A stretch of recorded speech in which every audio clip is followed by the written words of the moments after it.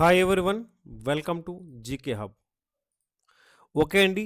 Present మనము సెన్సెక్స్ చూస్తున్నాము. రేపు సెన్సెక్స్ యొక్క ఎక్స్పైరీ. సో సెన్సెక్స్‌లో ఇంపార్టెంట్ లెవెల్స్ ఎక్కడున్నాయి? సపోర్ట్ ఏంటి? రెసిస్టెన్స్ ఏంటి? ప్యాటర్న్ ఏది ఫార్మ్ అయిందనే విషయాన్ని ఈరోజు గమనిస్తామండి.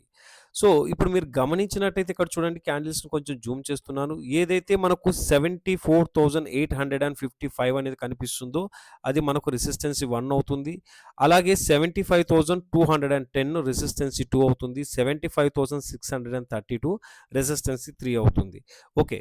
మరి ప్యాటర్న్ పరంగా మనం చూసినట్లయితే ప్యాటర్న్ ఏం ఫార్మ్ అయిందని చూస్తే ఇదంతా ఒక అప్ ట్రెండ్ ప్యాటర్న్‌లో మార్కెట్ ఏమవుతుంది, సెన్సెక్స్ అనేది మూవ్‌మెంట్ ఏదో జరిగింది ఈరోజు. సో, అంతకు బిఫోర్ ఏమైంది, డౌన్ ట్రెండ్ ప్యాటర్న్‌లో ఉంది. డౌన్ ట్రెండ్ ప్యాటర్న్‌ని బ్రేక్‌ఔట్ అయ్యి అప్ ట్రెండ్‌లోకి కన్వర్ట్ అయింది. బాగా గమనిస్తున్నారా? ట్రెండ్ రివర్స్ అయింది. డౌన్ ట్రెండ్ ప్యాటర్న్‌ని బ్రేక్‌ఔట్ ఇచ్చి అప్ ట్రెండ్ ప్యాటర్న్ ఫార్మ్ అయిందండి. సో, నేను చాలా టైమ్స్ ఒకే విషయాన్ని అగైన్ అండ్ అగైన్ చెప్తున్నాను. ప్యాటర్న్స్ గురించి కానీ, లేదా క్యాండిల్ స్టిక్ ప్యాటర్న్స్ గురించి కానీ, లేదు support, resistance, trend, up trend, down trend, side వేసు ఇలా ఏవి కూడా తెలియకుండా ఎప్పుడు కూడా ఇంట్రాడే కానీ, ఆప్షన్స్ కానీ, ఇన్వెస్ట్‌మెంట్ కానీ చేయకూడదు అనేసి.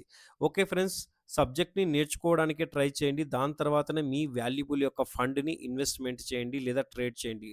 సబ్జెక్ట్ నేర్చుకోకుండా ఎప్పుడూ కూడా దయచేసి మీ యొక్క విలువైన ఫండ్‌ని మార్కెట్‌లో నష్టపోకండి. ఓకే అండి. నెక్స్ట్ ఇప్పుడు ఏం చేస్తున్నాం, ప్యాటర్న్ పరంగా మీరు చూసినట్లయితే ఇక్కడ ఏమవుతుంది, ఈ ప్యాటర్న్‌లో ఉన్నంత సేపు కూడా మార్కెట్ ఈ విధంగా అప్ సైడ్‌కి మూవ్ అవుతూనే ఉంటుంది. ఎప్పుడైతే ప్యాటర్న్ యొక్క హై బ్రేక్ అయిందనుకోండి, ఇక్కడ చూడండి బాగా ప్యాటర్న్ యొక్క హై అండ్ రెసిస్టెన్స్ 1 ఇక్కడ వస్తుంది. ఇక్కడ ఒకవేళ బ్రేక్‌ఔట్ అయ్యి సస్టైన్ అయితే ఇక్కడ మళ్ళీ అగైన్ మనం ఒక ర్యాలీ చూసే అవకాశం ఉంటుంది. అలా ర్యాలీ చూస్తూ పైకి వెళ్తుందా కంటిన్యూగా అంటే మళ్ళీ రెసిస్టెన్స్ 2, రెసిస్టెన్స్ 3ని కూడా ఇది బ్రేక్‌ఔట్ అవుతుంటే వెళ్తుంది. లేదు ఇలా వెళ్ళిన తర్వాత ఏ వాల్యూ దగ్గరైనా మళ్ళీ కిందికొస్తుందా? డౌన్ సైడ్ అంటే ఆ రెసిస్టెన్స్‌ని బ్రేకౌట్ అవ్వకుండా డౌన్ సైడ్‌కి ఫాల్ అవుతుందా లేదని మేక్ ఆర్ బ్రేక్ జోన్స్ అవుతాయి. వాటిని మీరు గమనించాల్సి ఉంది. అలాగే ప్యాటర్న్స్‌లోకి మళ్ళీ అగైన్ ఇలా డౌన్ సైడ్‌కి ఎంటర్ అవుతున్నప్పుడు ఎప్పుడైతే ఈ ప్యాటర్న్ యొక్క లో బ్రేక్ అవుతుందో, ఎప్పుడైతే ప్యాటర్న్ యొక్క లో బ్రేక్ అయ్యి ప్యాటర్న్‌కి బిలోనే సస్టైన్ అవుతుందో అక్కడి నుంచి మళ్ళీ ఏం చేస్తామండి, మనం బేరిష్ పొజిషన్ చూసే ఆపర్చునిటీ ఉంటుందన్నమాట. సో, ఎప్పుడైనా కానీ మార్కెట్ ఏమవుతుంది, కంటిన్యూ డౌన్ సైడ్‌కి ఫాల్ అవుతుందా? కంటిన్యూ వెళ్తుందా? అంటే లేదండి. ప్రతిదానికి ఒక సపోర్ట్, ఒక క్యాండిల్ స్టిక్ ప్యాటర్న్ అనేది వర్క్ అవుతుంది. ఇక్కడ ఏమవుతుంది, ఈ పారలెల్ ఛానల్ ప్యాటర్న్‌లో ఇక్కడ ఒకసారి మార్కెట్ టచ్ అవుతుంది కాదు. ఇది ఒక సపోర్ట్ అవుతుంది. దీని తర్వాత నెక్స్ట్ స్మాల్ సపోర్ట్ ఈ వాల్యూ తీసుకుంటాము, లేదా ఇక్కడ తీసుకుంటాము. సో, ఫైనల్‌గా support zone, strong support zone ఏమవుతుంది, కింద కనిపిస్తున్నటువంటి ఈ బాక్స్ జోన్ స్ట్రాంగ్ సపోర్ట్ అవుతుంది. మార్కెట్ ఈ విధంగా డౌన్ సైడ్‌కి వస్తుంటే ఈ ప్యాటర్న్ నుంచి సపోర్ట్ 1 74,277, సపోర్ట్ 2 వచ్చేసి 73,900 అవుతుంది. సో, రేపు సెన్సెక్స్ ఎక్స్‌పైరీ కాబట్టి చాలా జాగ్రత్తగా ఎక్స్‌పైరీ రోజు ట్రేడ్ చేయండి. ఎక్స్‌పైరీ రోజు ప్రీమియమ్స్ అనేది చాలా తక్కువ రేటుకు దొరుకుతుంటాయి అనేసి, ఏ వాల్యూ అంటే ఆ వాల్యూని మీరు బై చేసి హోల్డ్ చేయకండి. ప్యాటర్న్ బేస్ మీదనే బై చేయడానికి ట్రై చేయండి. ఏది బై చేస్తున్నా కానీ కాల్ ఆప్షన్ అవ్వచ్చు లేదా పుట్ ఆప్షన్ అవ్వచ్చు. ఏం చేస్తారు, ప్యాటర్న్‌ని బేస్ చేసే ట్రేడ్ తీసుకోండి.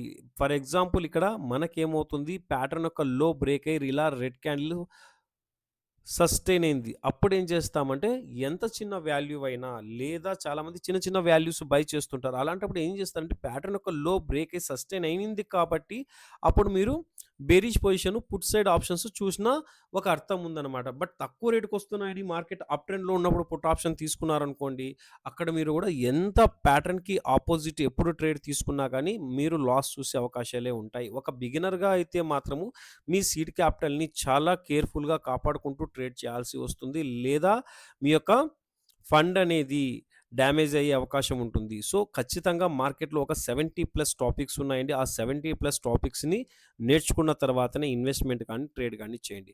ఓకే ఫ్రెండ్స్, చాలా సింపుల్‌గా అర్థమయ్యే విధంగా చెప్పాను సెన్సెక్స్ యొక్క లెవెల్స్‌ని. అలాగే మనం చేస్తున్న సబ్జెక్ట్ నచ్చినట్లయితే ఖచ్చితంగా లైక్ చేయండి. మీరు చేసే లైక్ మన ఛానల్ ఇంకా మరింత మందికి రీచ్ అవ్వడానికి ఉపయోగపడుతుంది. సో, దయచేసి మనం చేసిన కంటెంట్ బాగున్నట్టయితే ఖచ్చితంగా లైక్ చేసి సపోర్ట్ చేయండి. కొత్త వాళ్ళు ఎవరైనా కానీ మన ఛానల్‌ని చూస్తున్నట్లయితే సబ్స్క్రైబ్ చేసి సపోర్ట్ చేయండి. ఇంకా ఏదైనా డౌట్స్ ఉన్నట్లయితే కామెంట్ చేయండి. ఖచ్చితంగా రిప్లై చేస్తాను. థాంక్ యూ అండ్ జై హింద్.